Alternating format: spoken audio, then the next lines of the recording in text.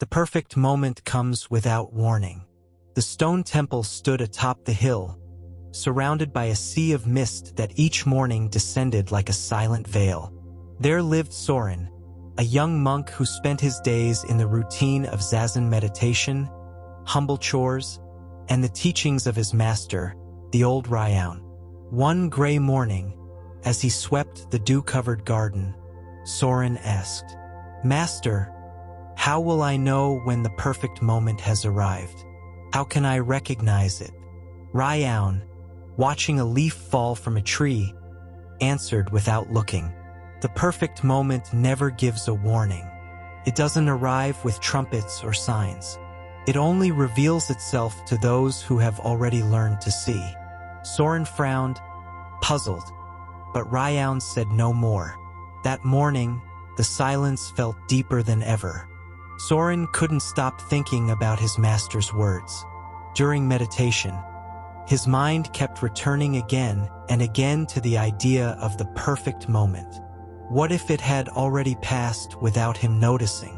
What if he had ignored it because he was distracted? That night, under the soft glow of an oil lamp, he wrote in his parchment notebook, "Waiting for the perfect moment is like waiting for the wind with the door closed. But how can you open the door if you don't know when it will blow?" The next day, with more determination than ever, he began searching for signs. In the direction of the incense smoke, in the cawing of the crows, in the way the sun touched the stones along the path. But every time he thought it might be the right instant, something interrupted him. A ringing bell, a calling voice, a thought pulling him away from his focus. And so, without realizing it, the moment kept passing by. One afternoon, while carrying water from the stream to the temple, Soren slipped on a wet stone and fell face first to the ground. The water jar broke, and the water slowly spilled among the dry leaves. He sat there, frustrated, with scraped hands and a soaked robe. Ryan, watching from a distance, approached with calm steps. "You were lost in thought again," he said with a gentle smile. Soren lowered his gaze. "Yes, I was focused, searching for the perfect moment." The master picked up a shard of the broken jar and held it between his fingers, letting it catch the sunlight. "While you're busy trying to find it, the moment has already come and gone, like this reflection on the broken pottery. Beautiful, unexpected, and now it's gone." Soren didn't reply. Something inside him, wordless, trembled. That night, Soren did not sleep. He stayed awake, watching the flicker of the flame in the lamp. Outside, the wind gently stirred the cherry tree branches, and shadows danced on the paper walls. He had stopped searching, not out of surrender, but out of weariness. And then, without warning, something happened. He felt the warmth of the flame, the whisper of the wind, the soft creak of the wood expanding in the cold night, and for a moment, there were no questions or doubts, only a full silence, a silence that demanded nothing, that came with no answers, that simply was. Soren closed his eyes. For the first time, he didn't try to understand, and in that not trying, something opened. The next morning, Soren walked slowly toward the temple's pond. The water was still like a mirror. He sat on the large rock where he usually meditated and simply breathed. He wasn't searching for anything. He wasn't expecting anything. Leaves fell silently from the trees. A fish broke the water's surface with a gentle leap, creating soft ripples that spread and then vanished. In that moment, Soren understood something that could neither be written nor spoken.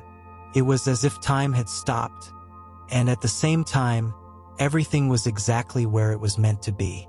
There were no grand revelations, no voices carried on the wind, just a calm so deep it encompassed everything. And without announcing itself, without warning, without ceremony, the perfect moment arrived and passed, like a breeze that barely touches your face before moving on. Later that day, Soren shared a cup of tea with Master Ryan beneath the temple's porch. The afternoon sun filtered through the wooden pillars, and the silence between them wasn't uncomfortable. It was full. "Master," Soren finally said, "I think I understand. The perfect moment doesn't announce itself, because it never really leaves. We just stop seeing it." Ryan nodded softly, saying nothing. Then he took a sip of tea and watched the steam rise and fade into the air. "You didn't find it, Soren?" he said at last, his voice low like a bamboo whisper. "It found you when you stopped looking." Soren lowered his gaze to his cup, where the reflection of the sky danced on the tea's surface. He smiled. For the first time, he didn't need to understand anything more. The days continued their course, without major changes. Soren kept sweeping the paths, cooking rice, cleaning the temple lanterns. But something inside him had shifted. He no longer expected anything special. Every moment became enough. The sound of water falling over the stones, the cawing of crows at dawn, the soft creak of wood beneath his steps. Everything was clear, bright, complete. One day, while gathering firewood in the forest, he felt a gust of wind that stirred his robe and the treetops. He stopped, closed his eyes, and let the air surround him. In that simple gesture, the whole world seemed to pause. He didn't need to think. He didn't need to name it. The perfect moment, without warning, had visited him once again. And this time, he was there to receive it. Over time, Soren stopped wondering if he was on the right path.